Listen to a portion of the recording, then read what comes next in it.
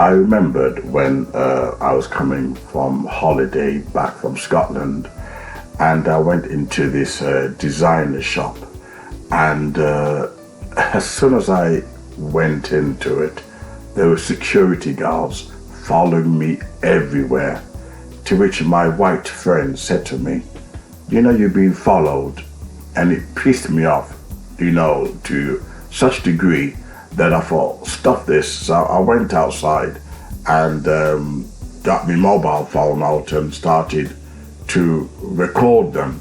I wasn't proactive like I am now, you know, where, you know, I was angry, where I would have, you know, confronted them, you know. Instead, I just started recording them to make them feel uncomfortable.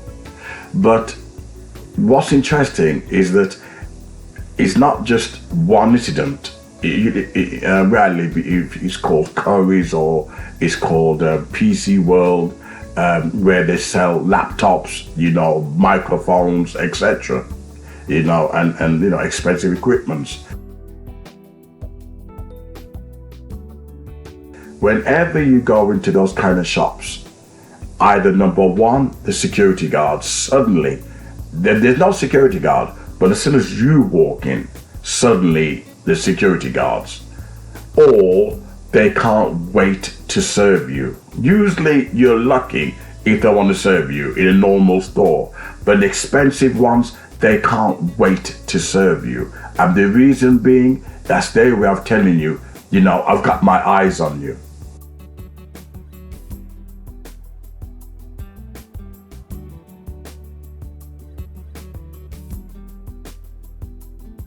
Okay? Now, why do they behave like this? For the simple reason. It's not that money isn't green. Listen very carefully. It's not that money isn't green or our money spends differently.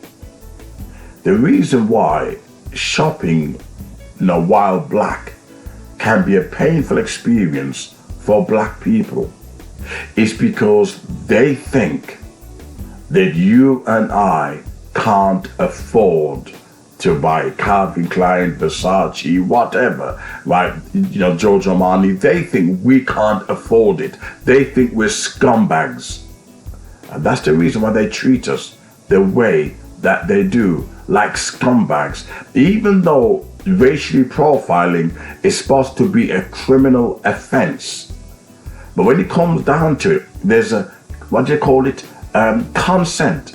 There's consent, you know, where it's an agreement between all the racist thinkers. They don't say it in practice or in writing, but unconsciously they say it. In other words, you're black, you're a crook, you're a thief, you're dishonest. You can't afford these goods. So as soon as you walk in, they act as though you are going to steal or rob them.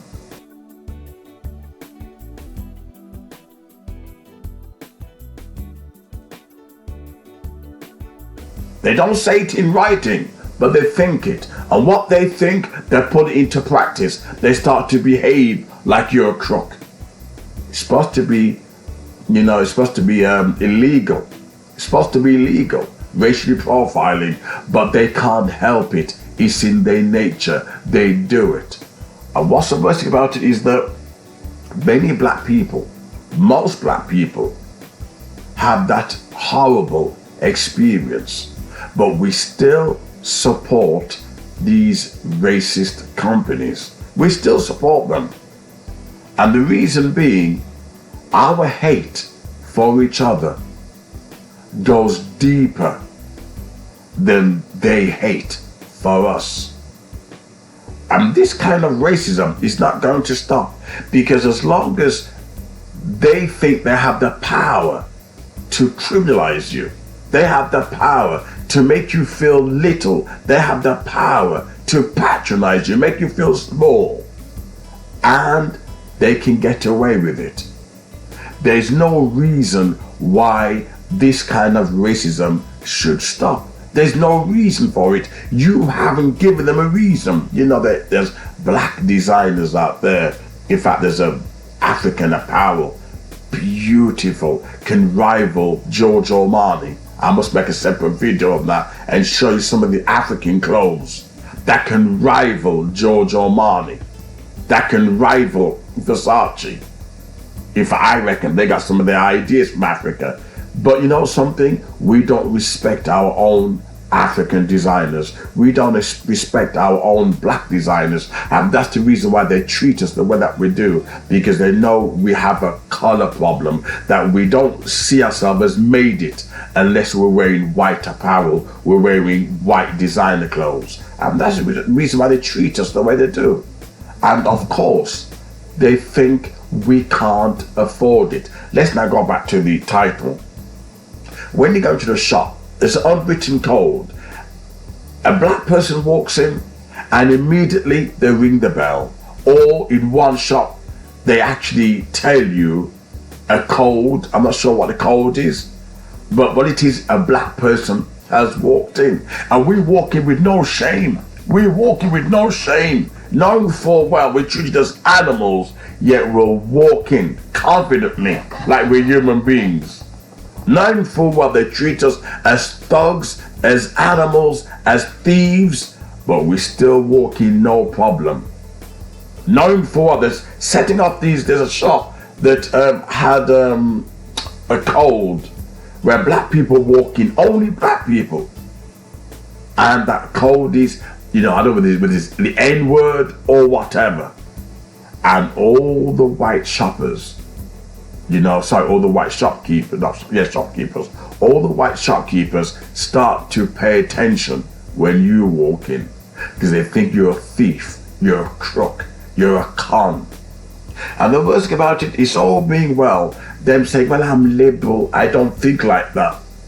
You have them round jewelry store, expensive jewelry. Flight, was it, what's that term, flight or height or something, right? Flight or fight, yeah. When your nature kicks in, survival, all kind of racism, whether unconscious or conscious, start to come out. You have an expensive jewelry and you put the most liberal of white person responsible for all these golden jewelries, and you're a black person walking, immediately your unconscious racism start to kick in. Fight or flight. And this is the reason why racism will never end, because they see us as a pack of thieves. They see us as con artists. They see us as scum. You go to PC World, Curry's, where they sell all these CDs and microphones and gadgets, computers, and as soon as a black person walks in, the security is looking at you.